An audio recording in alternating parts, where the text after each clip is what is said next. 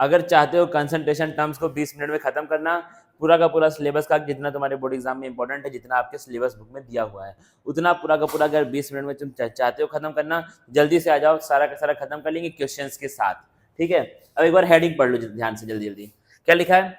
Expression of concentration of solution. ठीक है, अब अगर एनसीईआरटी की बुक देखोगे तो वो हेडिंग ये दी हुई है। क्या लिखा है तुम्हारा? कि कंसंट्रेशन को सॉल्यूशन के हम लोग कैसे कैसे एक्सप्रेस कर सकते हैं।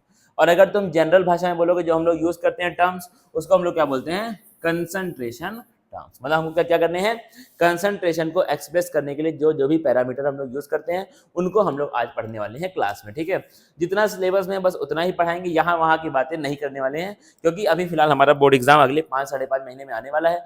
तो सिर्फ सिलेबस पे रहे तो अच्छा है, थोड़ा बहुत यहाँ वहाँ का चल जाएगा, जो कि तुम्हारे लिए इंपॉर्टेंट होगा। ठीक है, नॉर्मेलिटी को छोड़ करके बाकी सब पढ़ा रहा हूँ। कंसंट्रेशन टर्म्स, पहला क्या है तुम्हारा? देखना, सबसे फेमस जो हमारे बचपन से हम लोग पढ़ रहे हैं, पहला क्या है तुम्हारा? मोलैरिटी। क्या है? मोलैरिटी। अब देखना बात क्या है यहाँ पर, कि बहुत सारे बच्चे जो इस वीडियो को ऑन किए होंगे या फिर देख रहे होंगे, उनको ऑलरेडी कंसंट्रेशन टर्म्स पता होंगे। ठीक है, लेकिन तुम खुद से कॉपी खोल करके रिवाइज करने में आलस करते हो, इसीलिए मैं ये वीडियो लेकर के आया हूँ 20 मिनट का, जिससे क्या हो कि मेरे साथ साथ तुम सारे के सारे कंसंट्रेशन टर्म्स को एक बार रिवाइज कर लो, तो वो वाली मेहनत तुम्हारी बच जाएगी। सवाल भी यहाँ पर है, सवाल भी एक एक दो सॉल्व कर लेंगे, उतने में हमारा काम यहाँ पर हो जाएगा। 20 मिनट में कंसंट्रेशन टर्म्स खत्म। देखना कौन कौन सा। पहला क्या है तुम्हारा? Molarity.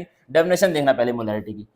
Molarity of a solution is defined as the, जो जो इंपॉर्टेंट है उसको हम लोग हाईलाइट करेंगे। ठीक है, क्या लिखा है? Molarity of a solution is defined as the number of moles of solute dissolved per litre of solution. मतलब क्या है?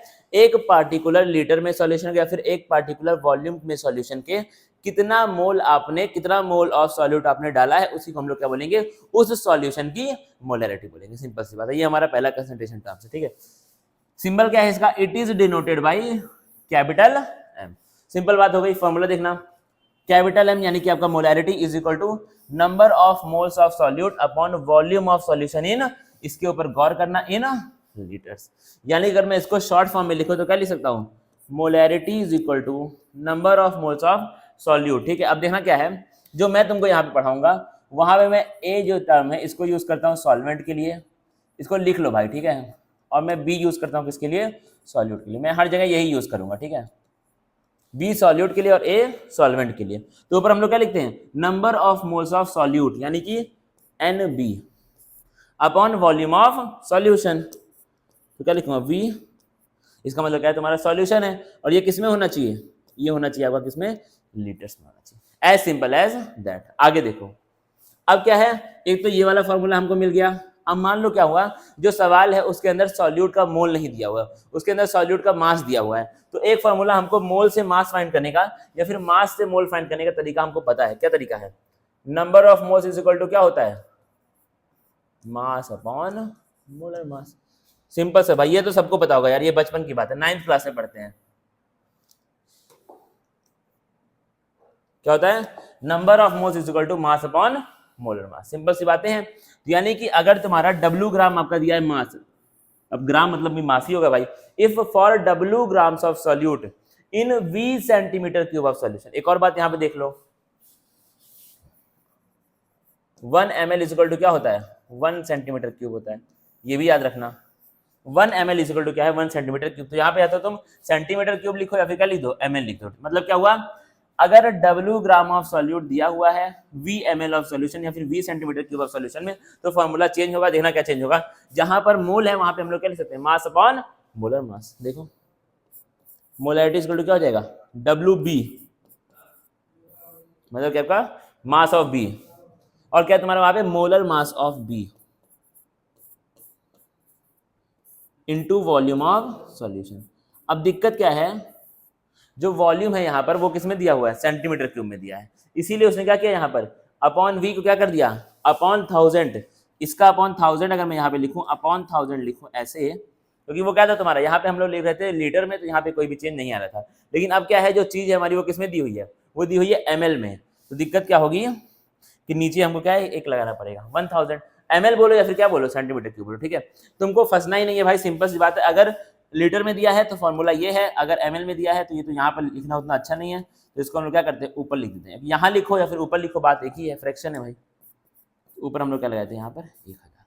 As simple as that. एक फॉर्मूला ये हो गया। अरे यार ठीक है, देखना ध्यान से इसको। एक फॉर्मूला तुम्हारा ये हो गया,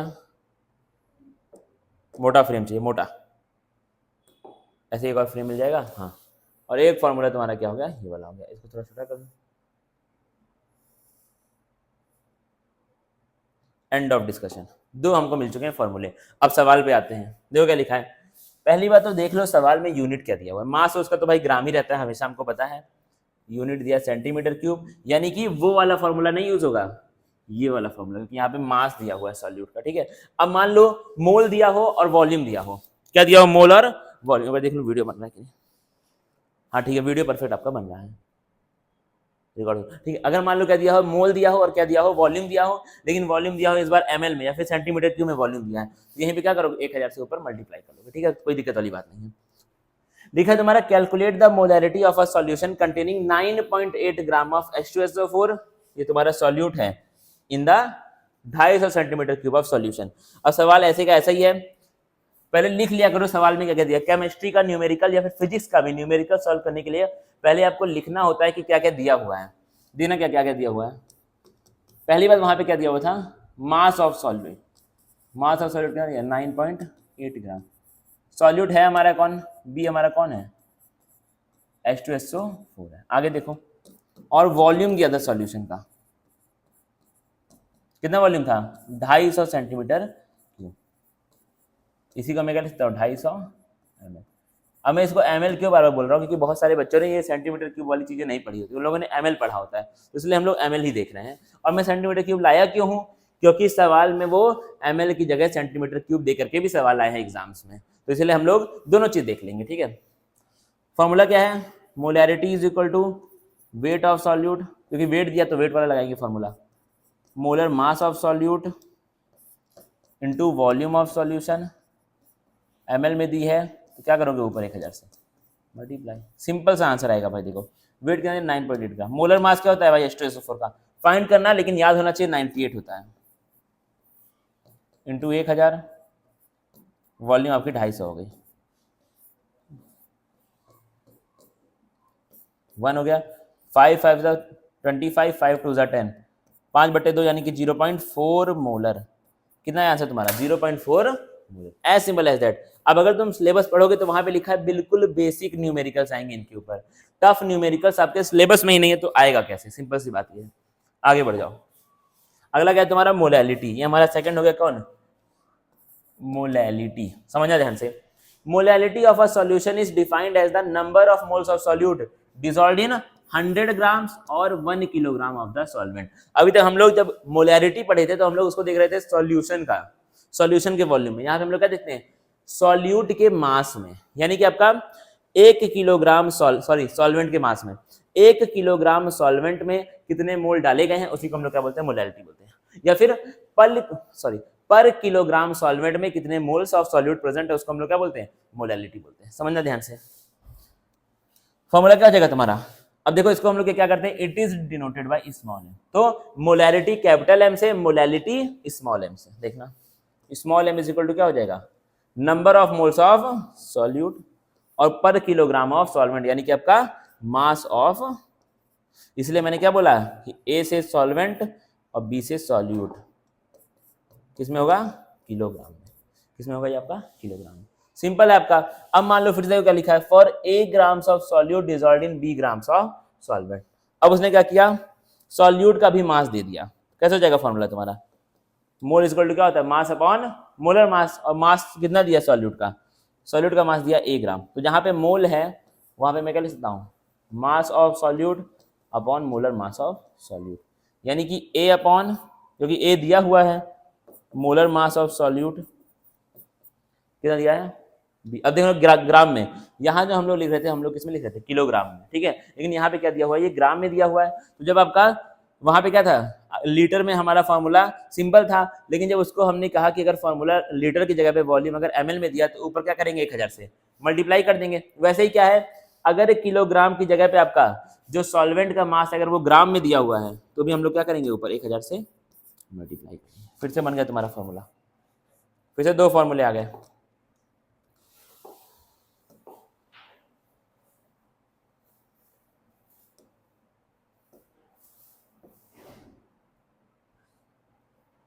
चलो छोड़ो यार इसको, क्या झंझट करना, 20 मिनट बीत जाएगा। ठीक है, अब देखते हैं सवाल इसके ऊपर, एग्जांपल देना। Calculate the molality of 2.5 gram of ethanoic acid in 75 gram of benzene. यानी कि आपको क्या लिखा इसमें, उसने लिखा कि आपको 2.5 ग्राम ऑफ इथेनॉइक एसिड को, ठीक है, हमने डाला है किसमें, 75 ग्राम ऑफ बेंजीन में। अब बेंजीन क्या है हमारा, सॉल्वेंट है, और इथेनॉइक एसिड क्या है हमारा, सॉल्यूट। कैसे तुम जान पाए, जो कम होता है वो सॉल्यूट होता है, जो ज्यादा होता है वो क्या होता है, सॉल्वेंट होता है। सिंपल सा भाई लगाओ ना यार, ये 75 ग्राम है, ये कितना, 2.5 ग्राम है, लगा लो, आंसर हो जाएगा। आगे बढ़ते हैं, आगे मतलब उस सवाल को सॉल्व करेंगे। कितना कितना दिया है, 2.5 gram of ethanoic acid, wait of solute कितना दिया। अब देखो तुम इसको सॉल्यूट लिखते तो सवाल बड़ा होता है, इसलिए बी को सॉल्यूट मानो और ए को सॉल्वेंट मानो। ठीक है, कितना दिया है, 2.5 ग्राम। ठीक है, मोलर मास ऑफ सॉल्यूट तुम फाइंड करना भाई। इथेनॉइक एसिड मतलब कौन है, CH3COH। ठीक है, आगे देखना, वेट ऑफ सॉल्वेंट मतलब कौन है, बेंजीन है, कितना है, 75 ग्राम है। ठीक है, मोलर मास तुम फाइंड करना। बेंजीन का केमिकल फार्मूला क्या हो गया। ठीक है, और बढ़िया, आगे कितना बढ़े, बढ़ेंगे भाई, कहीं नहीं बढ़ेंगे। ठीक है, अब इसको फाइंड करना भाई, आंसर आएगा। ये कितना आ जाएगा तुम्हारा, इसका लिखो मॉलिक्यूलर मास, C2H4O2 है ये। ठीक है, 2 कार्बन मतलब 24, 4 हाइड्रोजन मतलब 4, 2 ऑक्सीजन मतलब 32, कितना हो जाएगा ये, 4 4 8 2 10, 1 कैरी 3 1 4 2 6, 60 हो जाएगा। ये तुम्हारा 60 है, और ये तुम्हारा कितना है, 78 है। अब बताओ क्या फॉर्मूला है भाई, मास और सबका दिया हुआ है, सॉल्यूट का भी मास दिया हुआ है, क्या लगाओगे formula, number of moles of, बोल यार, solute upon molar mass, sorry number of moles नहीं। इस बार देखो क्या हुआ, नंबर ऑफ मोल्स वाला फॉर्मूला हम लोग यहाँ पे क्यों नहीं कर रहे हैं यूज, क्योंकि इस बार नंबर ऑफ मोल्स दिया ही नहीं, इस बार मास दिया हुआ है सॉल्यूट का। तो क्या लगाओगे, मास of solute, molar mass of solute 1000, क्योंकि सब कुछ ग्राम में दिया हुआ है। नीचे क्या है तुम्हारा, वेट ऑफ सॉल्यूट, तो हमने फालतू में फाइंड कर लिया यार बेंजीन का, वेट ऑफ सॉल्यूट, सॉल्व कर दो भाई, आंसर आ जाएगा 2.5 ग्राम, 60, 1000, 75,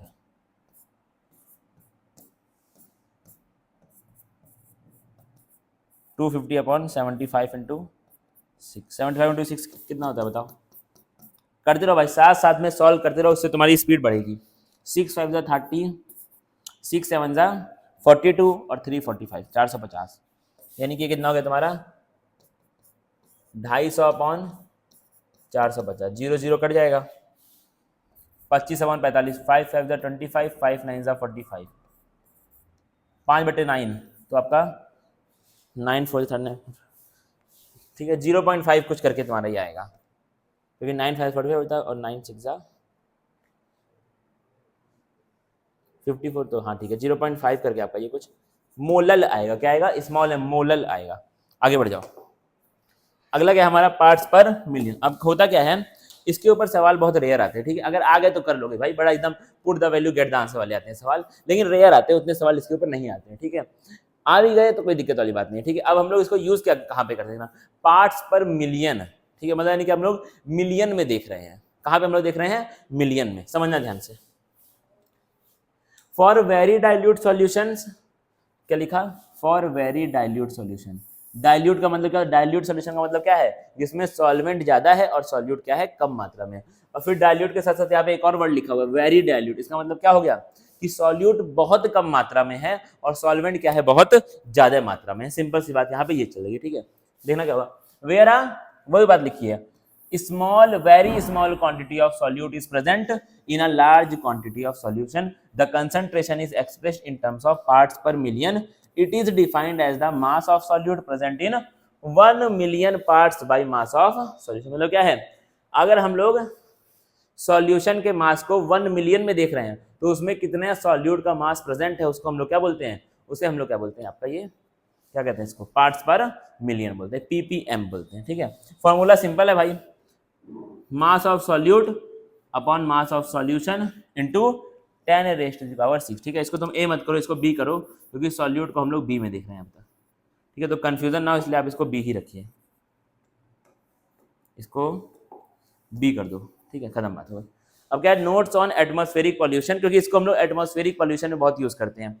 pollution in the atmosphere is reported in ppm expressed in the terms of volume rather than masses. The volume of harmful gases in centimetre cube present in 10⁶ centimetre cube of air. मतलब क्या हुआ, ppm को यहाँ तुमने मास में तो देख ही लिया, लेकिन हम लोग जब एटमॉस्फेरिक सॉल्यूशन एटमॉस्फेरिक पॉल्यूशन को जब हम लोग देखते हैं तो हम क्या देखते हैं कि आपका कि अगर हम लोग 10⁻⁶ सेंटीमीटर क्यूब हवा को ले लें, एयर को ले लें, तो उसमें कितना volume of harmful gases present है। तो हम लोग ppm को मास के टर्म्स में भी कर सकते हैं एक्सप्रेस और वॉल्यूम में भी कर सकते हैं। तो मान लो सवाल आ गया, तो सवाल मास के लिए आ सकता है और वॉल्यूम के लिए आ सकता है, ठीक है। तो इसके हम इसलिए क्या बोलते हैं हम लोग, इसके 3 पार्ट्स होते हैं भाई। ये फॉर्मूले को हम लोग 3 तरीके से लिख सकते हैं ppm का। एक है तुम्हारा मास of solute upon mass of solution multiply by 1, या फिर मास ऑफ सॉल्यूट अपॉन ये भी होता है volume of solution multiply by 10⁶, या फिर वही बात है। तो इतने टाइप के इसके फॉर्मूले, इतने वेरिएशन है, या तो दोनों मास, या एक मास एक वॉल्यूम, या फिर एक वॉल्यूम एक दोनों वॉल्यूम, ठीक है। लेकिन ये कभी भी हम लोग अगर हम लोग अलग अलग देख रहे हो, मतलब ऐसा फॉर्मूला तुम पढ़ रहे हो जहाँ पे एक मास और एक वॉल्यूम है, तो वॉल्यूम हमेशा सॉल्यूशन की होगी और मास हमेशा किसका होगा, सॉल्यूट का होगा। इतनी बातें बस याद रखना। इसके ऊपर न्यूमेरिकल में नहीं लाया हूँ, क्योंकि इसके ऊपर न्यूमेरिकल आए भी नहीं है, ठीक है। पिछले ईयर्स में, पिछले कुछ सालों में इसके ऊपर न्यूमेरिकल्स नहीं आए हैं, लेकिन मान लो आ गया तो भाई put the value get the answer, ठीक है। मास में ही देगा, मास से कहीं वेरिएशन इसमें हो ही नहीं सकती है। सॉल्यूट का मास दिया रहेगा, सॉल्यूशन का मास दिया रहेगा, जो भी सॉल्यूट का वॉल्यूम दिया है, सॉल्यूशन का वॉल्यूम दिया है। लगाओ आंसर निकालो। अगला जो सबसे इंपॉर्टेंट है, जिससे सबसे ज्यादा आते हैं सवाल, वो कौन है तुम्हारा भाई, मोल फ्रैक्शन। सिंपल है भाई, फ्रैक्शन मतलब क्या होगा, एक में से देखना है कितना है। देखो, mole fraction is the ratio of number of moles of a component to the total number of moles in the solution. Simple सी बात है, मतलब जितना भी सामान सॉल्यूशन में प्रेजेंट है, ए बी सी डी कुछ भी प्रेजेंट, ठीक है, उन सब में से एक पार्टिकुलर सॉल्यूट के कितने मोल्स हैं, उसी को हम लोग क्या बोलेंगे, मोल फ्रैक्शन। टोटल मोल में से, जिसे मैंने बोला कि एक सॉल्यूशन है उसके अंदर ए भी है और बी भी है, दोनों को हमने मिला के डाला है सॉल्यूशन, ठीक है। अब मैंने बोला मोल फ्रैक्शन ऑफ बी, मतलब क्या हुआ, टोटल मोल में से बी के कितने मोल हैं। सिंपल सी बात है। आगे देखो, for example for a component A in a solution, फिर से वही बात देखो, एक कंपोनेंट है जिसका नाम क्या है, ए है, सॉल्यूशन में पड़ा हुआ है। मोल फ्रैक्शन ऑफ ए क्या हो जाएगा, number of moles of A upon total number of moles, total में से कितना ए के मोल हैं, ठीक है। अब क्योंकि ये फ्रैक्शन में है, तो सबके मोल को जब तुम जोड़ने जाओगे तो वैल्यू कितना आएगी, 1 आएगी, ठीक है। अब कुछ भी हो, एक सॉल्यूशन उसके अंदर 1 2 3 सामान है, तो x1, अब इसको हम लोग x नहीं बोलते हैं, ठीक है। इसका जो सिंबल है वो क्या है तुम्हारा, थोड़ा इस तरह से होता है, इसको हम क्या बोलते हैं, काई बोलते हैं। क्या बोलते हैं इसको हम लोग, काई, रोड पे जो रहती है वो नहीं भाई, सिंबल है, ठीक है, काई। तो chi plus chi plus chi plus dash dash dash को 1 जाएगा। कैलकुलेशन देखो भाई, कैलकुलेट द मोलैलिटी, मोलैलिटी भी पूछ लिया है, आ सकता है सवाल भाई, थोड़ा बहुत यहाँ वहाँ होगा यार। Mole fraction of 2.5 gram of ethanoic acid in 75 gram of benzene, वही वाला सवाल है।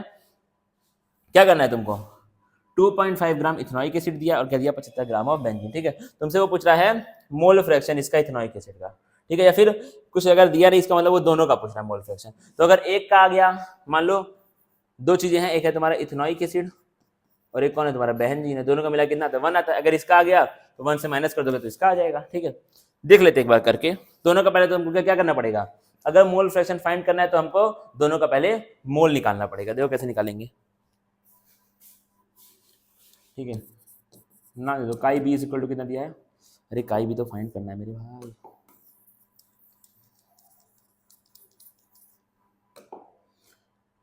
मास, हाँ, मास ऑफ बी यानी कि सॉलिड कितना दिया है तुम्हारा, 2.5 ग्राम, ठीक है। अभी इसका देखा था, कितना देखा था भाई, मोलर मास कितना आया था इथेनॉइक एसिड का, 60 आया था ना, और मोलर मास ऑफ बेंजीन 75 ग्राम दिया हुआ है। मोलर मास ऑफ बेंजीन दिया 75 ग्राम, मोलर मास कितना था बेंजीन का, 72 ग्राम, सॉरी 78 ग्राम, 12 छक्के 72 और 6 अठहत्तर, ठीक है। ये तुम्हारा दिया 75 ग्राम ही है ना, एक बार देख लो भाई, वेरीफाई कर लो, 75 ग्राम, ठीक है। तो अब अगर हम लोग को मोल फ्रैक्शन फाइंड करना है, इसका मतलब हमको इनके मोल पता होने चाहिए, और जो जो इन्फॉर्मेशन यहाँ पे दी हुई है उतना काफ़ी है हमारे लिए मोल फाइंड करने के लिए। मोल इज इक्वल टू क्या होता है, मास अपॉन मोलर मास। कितना मास दिया भाई, 2.5 ग्राम। मोलर मास कितना है, 60 ग्राम। वैसे इसका ही फाइंड कर लो, कितना मास है, 75 ग्राम। मोलर मास कितना, 78 ग्राम। ठीक है, अब भाई इसको अपना फाइंड कर लेना, ठीक है, पॉइंट में जो भी आएगा।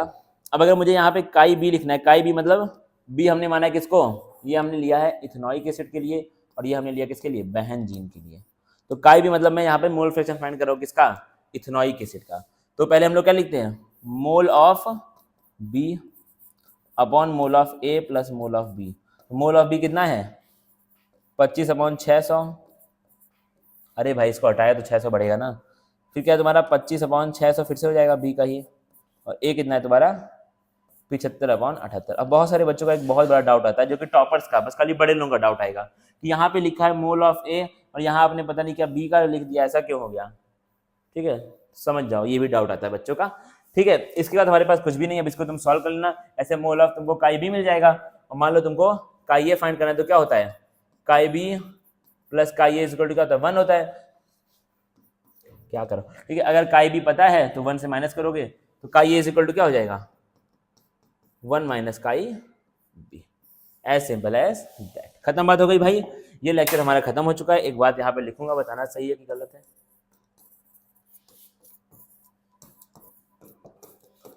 ठीक है, अब बात क्या है यहाँ पे देखना मेरी बात को बड़े ध्यान से, कि जितना कंसंट्रेशन टर्म्स, नॉर्मेलिटी को छोड़ करके, उसको मैंने अभी नहीं पढ़ाया है, उसको छोड़ करके बाकी सारे के सारे कंसंट्रेशन टर्म जो तुम्हारे सिलेबस में दिए हुए हैं सॉल्यूशन चैप्टर के अंदर, वो हम लोगों ने यहाँ पे पढ़ करके खत्म कर दिए हैं।